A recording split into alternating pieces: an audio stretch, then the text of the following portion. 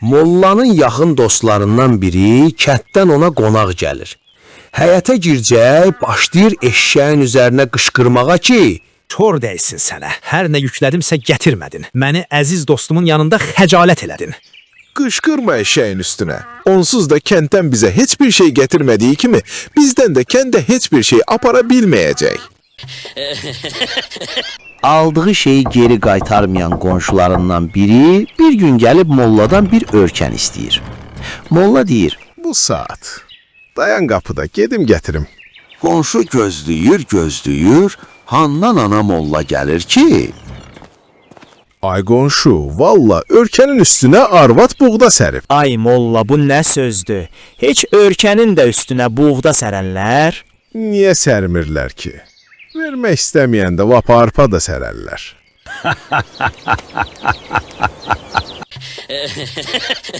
mollanın uzun buynuz bir öküzü var imiş. Gecə gündüz fikirləşirmiş ki, nə tövr eləyim, heç olmasa bircə dəfə bu öküzün buynuzlarının arasında oturum. Ancaq arzusuna çatmaq üçün heç bir fürsət tapa bilmirmiş. Bir gecə molla çıxır bayıra. Baxır ki, öküz uzanıb həyətdə kövşiyir. Molla öz-özünə, sən öləsən, lap fürsətli deyib, ətəklərini yığışdırır, tullanır öküzün başına, əyləşir iki buynuzunun arasında. Öküz hürküb, qalxır ayağa, başını silkələyib mollanı çırpır yerə. Molla bayaxa özündən gedir. Tappıltıya arvadı çıxır bayıra. Görür ki, molla tir-tap uzanıb yerə, nə özünü bilir, nə sözünü, baş gözü də qan içində. Arvad haray həşir salır, camaat yığılıb mollanı ayıldır, baxırlar ki, bir qıçı da sınıb. Qərəz, kişini gətirib uzadırlar yorğan döşəyə. Molla göz gəzdirib görür ki, arvadı bir tərəfdə durub, xısın-xısın ağlayır. Başını qaldırıb deyir. Arvad, ağlama. Hərçənd ki, yıxılıb baş gözümü dağıtdım, amma arzuma da çatdım. Yenə də bir gün mollanı bir evə qonaq çağırırlar. O ac olduğuna görə xörəyi çox tez-tez yeyib, hamıdan qabaq qurtarır. Elə ki, süfrə yığışdırılır, molla ev sahibinə deyir. Senden çok razı kaldım ay qonşu. İnşallah bu günlerde bir de belə bir iş görsən lap razı qalaram. Yox, molla, mən səni daha qonaq çağırmayacağam.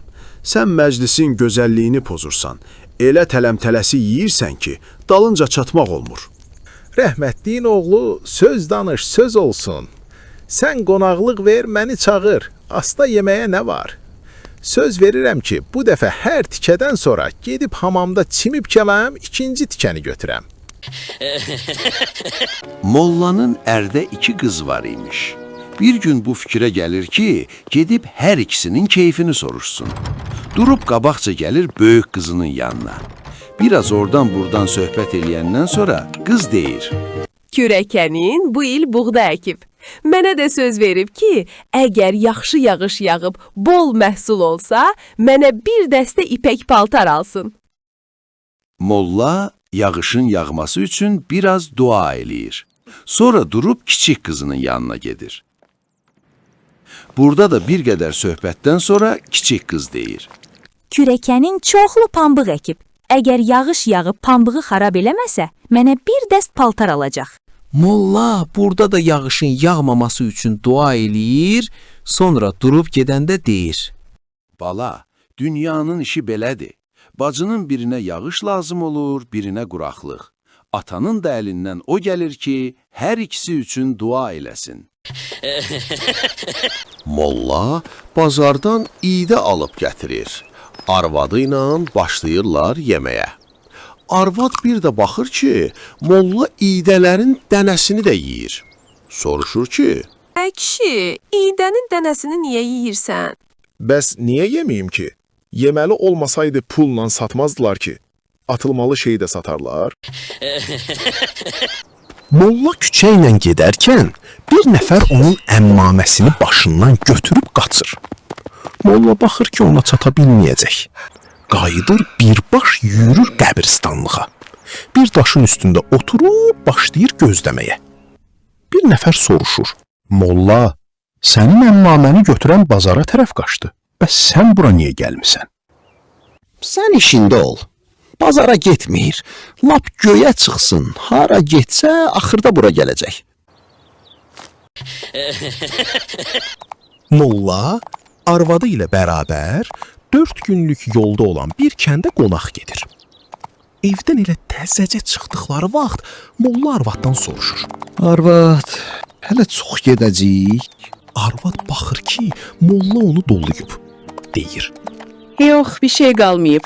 Bugündən sabahı da getsək, vur tut qalacaq 2 günlük yolumuz. Taydənən yolu yarlamışıq da. Bir şey qalmayıb ki. Deyirlər bir müddət mollanın 2 arvadı olub. Özləri də yaman da vakar imişlər. Həmişə savaşarmışlar. O deyərmiş, molla məni çox istəyir, bu deyərmiş, yox, məni çox istəyir. Axırda da həmişə gəlib molladan soruşarmışlar. De görək, hansımızı çox istəyirsən? çox istəyirsən? Molla axırda təngə gəlir, gedib bazardan 2 dənə göy muncuq alır. Hərəsini gizlincə bir arvada verib deyir. O biri arvadı göstərmə. Bu mənim sənə olan məhəbbətimin nişanəsidir. Bundan sonra arvadlar gələndə ki, hansımızı çox istəyirsən, molla deyərmiş, Göy muncuq kimdədir? Mənim könlüm ondadır.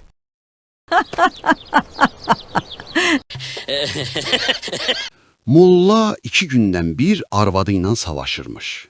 Yenə də bir gün arvadı ilə savaşıb evdən çıxır. Qızı ha gözləyir, görür yox, atası gəlmədi. Başlayır axtarmağa. Hər yeri əldən ayaqdan salır, atası tapılmır ki, tapılmır. Axırda əl üzüyüb evə dönür. Çörək gətirmək üçün mətbəxə girir, baxır ki, atası girib oturub küncdəki küpün dalında.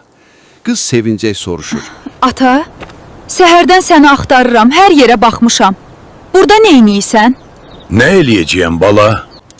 Ananın əlindən bu qürbət ellərdə bir yolluq ölüb canımı qurtarmaq istəyirəm.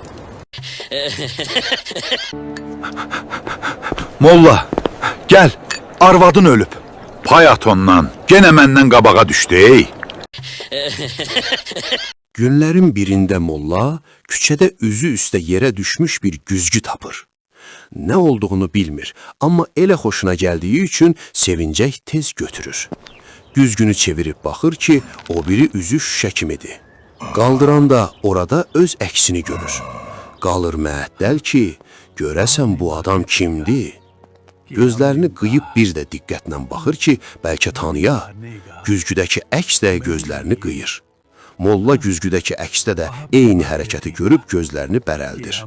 Güzgüdəki əks də gözlərini bərəldir. Molla tez güzgünü götürdüyü yerə qoyub deyir. Bunun sahibi yanındaymış ki.